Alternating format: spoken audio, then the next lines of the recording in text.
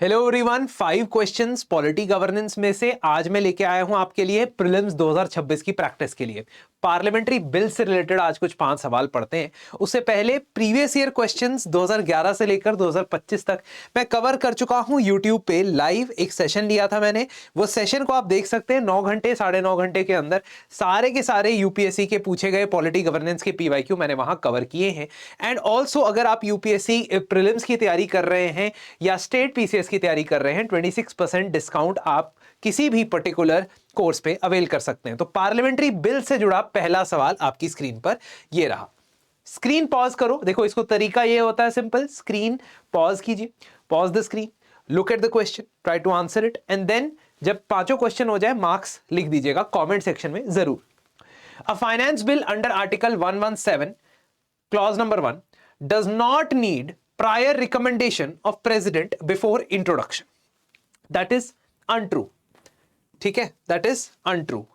Article 1171 के अंदर जो बिल होता है उसे प्रायर रिकमेंडेशन चाहिए होता है। दूसरा, constitutional amendment bills need to have prior recommendation of president before introduction in the parliament. ठीक है, constitutional amendment bill need to have prior recommendation of president before introduction in the parliament. बहुत students ने ये चीज नहीं देखी होगी and तभी मैंने यहां पे इनकरेक्ट लिखा। क्या कॉन्स्टिट्यूशनल अमेंडमेंट को प्रायर रिकमेंडेशन चाहिए? नहीं चाहिए। दोनों स्टेटमेंट गलत है, बोथ स्टेटमेंट्स आर इनकरेक्ट। तो फाइनेंशियल बिल टाइप 1 टाइप 2 ये सब मैं क्रैश कोर्स में भी पढ़ा चुका हूं और कंफ्यूजन किलर सीरीज में मैंने इसको बिल्कुल डिटेल में डिस्कस किया है। ठीक है, तो कंफ्यूजन किलर सीरीज का जो लिंक है मैं डिस्क्रिप्शन में लगा दूंगा। उसमें मैंने types of grants, types of motion, financial bill, finance bill, money bill, ये सारी चीजें डिस्कस की हुई है 3-4 वीडियोस के अंदर, वो जरूर देख लेना। खैर, तो फाइनेंशियल बिल जो होता है टाइप 1 और टाइप 2, अगर मैं उसकी बात करूं तो फाइनेंशियल बिल टाइप 1 और टाइप 2 में सिर्फ ये फर्क होता है या बेसिकली ये फर्क होता है कि जो फाइनेंशियल बिल टाइप 1 होता है यानी आर्टिकल 117 क्लॉज नंबर 1 के अंदर जो बिल होता है उसको सॉरी प्रेसिडेंट प्रायर रिकमेंडेशन के बाद इंट्रोड्यूस किया जाता है और दूसरा वो सिर्फ लोकसभा में इंट्रोड्यूस हो सकता है।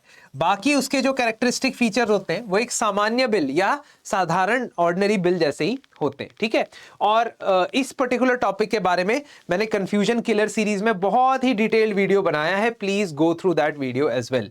कॉन्स्टिट्यूशनल अमेंडमेंट की बात की जाए तो कॉन्स्टिट्यूशनल अमेंडमेंट के लिए आपको प्रेसिडेंट का प्रायर रिकमेंडेशन नहीं चाहिए होता है। अब दूसरे सवाल पे आ जाते हैं, दूसरे सवाल को डिस्कस करते हैं। पहले स्क्रीन पॉज कीजिए, I will move to this side, pause the screen, try to attempt this question. Okay, now consider the following with regard to budget. Charged expenditure cannot be discussed and voted upon. This statement is incorrect. आपको incorrect दिखाने के लिए एक ही word काफी है और वो है डिस्कस्ड। डिस्कस किया जाता है चार्ज एक्सपेंडिचर, जो कंसोलिडेटेड फंड ऑफ इंडिया के ऊपर चार्ज एक्सपेंडिचर होता है उसके ऊपर डिस्कशन हो सकता है लेकिन उसके ऊपर वोटिंग नहीं हो सकती। दूसरा, a bill to amend the strength of Supreme Court does not lie within the ambit of Article 368। ये बिल्कुल सही है।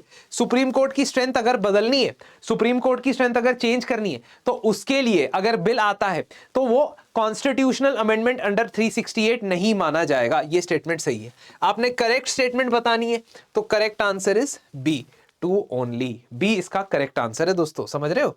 ठीक है, तो चार्ज एक्सपेंडिचर वो होता है जिसमें प्रेसिडेंट या उसकी सैलरी अलाउंसेस हो, speaker, deputy speaker, chairman, deputy chairman उनकी अलाउंसेस हो, जजेस ऑफ सुप्रीम कोर्ट की सैलरीज हो, हाई कोर्ट के जजेस की पेंशन हो, कंट्रोलर जनरल सीएजी और यूपीएससी के मेंबर चेयरमैन की सैलरी अलाउंसेस हो। तो ये सारी चीजें किस में आती हैं? चार्ज एक्सपेंडिचर में आती है, जिसके ऊपर वोटिंग नहीं होती है लेकिन डिस्कशन हो सकता है।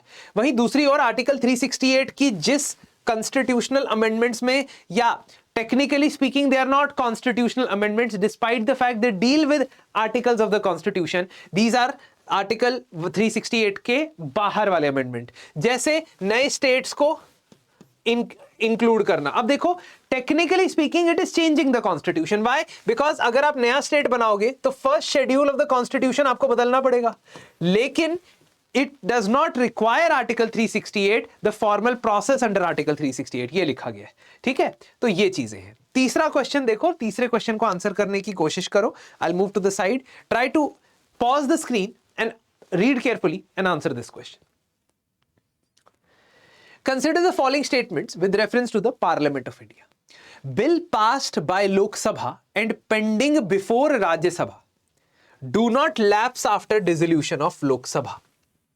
Bill passed by Lok Sabha pending before Rajya Sabha do not lapse after dissolution of Lok Sabha. अगर आपने मेरे साथ पॉलिटी पढ़ा है तो आपको पता होगा, जिस भी बिल ने लोकसभा में जन्म लिया, जिस भी बिल ने लोकसभा में जन्म लिया, बर्थ लिया, चाहे वो लोकसभा में पेंडिंग रह गया चाहे राज्यसभा में, वो बिल लैप्स हो जाएगा if Lok Sabha dissolves. So this statement is incorrect. Bills originating in Rajya Sabha and pending before Lok Sabha lapse after dissolution of Lok Sabha. जो राज्यसभा से पास होके आ गए हैं, लोकसभा के पास पेंडिंग है, क्या वो लैप्स हो जाते हैं? क्या वो लैप्स हो जाते हैं? यस।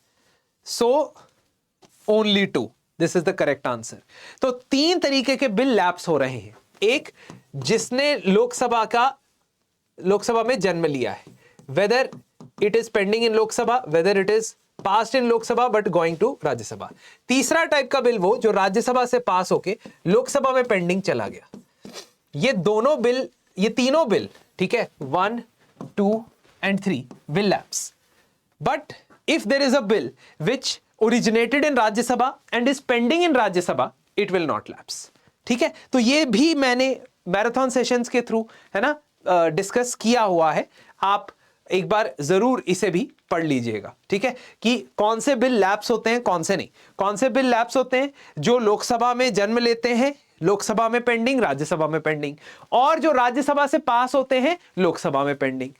ठीक है, कौन से बिल लैप्स नहीं होते हैं? जो प्रेसिडेंट के पास चले जाते हैं वो लैप्स नहीं होते। तो प्रेसिडेंट के पास चले गए का मतलब कि प्रेसिडेंट ने अभी तक साइन नहीं किया, बीच में लोकसभा डिसॉल्व हो गई, तो लैप्स नहीं होंगे। प्रेसिडेंट ने वापस रिकंसिडरेशन के लिए बिल भेजा था, इसके बीच में लोकसभा डिसॉल्व हो गई, तो लैप्स नहीं होंगे। प्रेसिडेंट ने बिल के लिए जॉइंट सिटिंग बुलाई थी, दोनों एग्री नहीं कर रहे थे, जॉइंट सिटिंग बुला दी, तो बिल लैप्स नहीं होगा। एंड ऑफ कोर्स जो राज्यसभा में जन्म लिया हुआ बिल है और राज्यसभा में ही पेंडिंग है, जिसने लोकसभा की शक्ल नहीं देखी, वो लैप्स नहीं होगा। Fourth question, quickly, fourth question जल्द से जल्द देख लीजिए एक बार। विप के बारे में सवाल पूछा गया है, स्क्रीन पॉज कीजिए, आंसर इट पेशेंटली। तो whips summon parliamentary sitting once they have been adjourned by the speaker. ऐसा कुछ नहीं होता है। समन तो कौन करता है भाई साहब? प्रेसिडेंट करते हैं ना, तो विप का इसमें कोई रोल नहीं है। सो इसका मतलब है कि ये तो आंसर नहीं हो सकता है ना। Whips are floor managers of parties within legislatures. Yes, this is definition कि मेंबर्स ऑफ पार्लियामेंट जो चुन के आ गए हैं एक पार्टी के, चाहे वो 30 है, 40 है, 50 है, 60 है, उनको ऑर्डर में रखने के लिए, उनके साथ कम्युनिकेशन करने के लिए कि पार्लियामेंट में क्या तुम्हें वोट करना है, क्या कहना है, क्या नहीं करना है, इसके लिए विप अपॉइंट किए जाते हैं। तो ये सही है। Private member bills can be introduced only through whip. अगर कोई non minister member of parliament है, जिसको प्राइवेट मेंबर बोलते हैं, वो सिर्फ विप के थ्रू बिल इंट्रोड्यूस कर सकता है, ऐसा कुछ नहीं है, वो खुद बिल इंट्रोड्यूस कर सकता है। इसलिए the answer is, correct answer बताना है, correct answer is C2 only.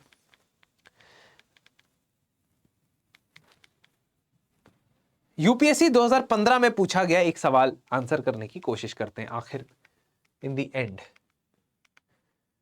Please go ahead, answer this question.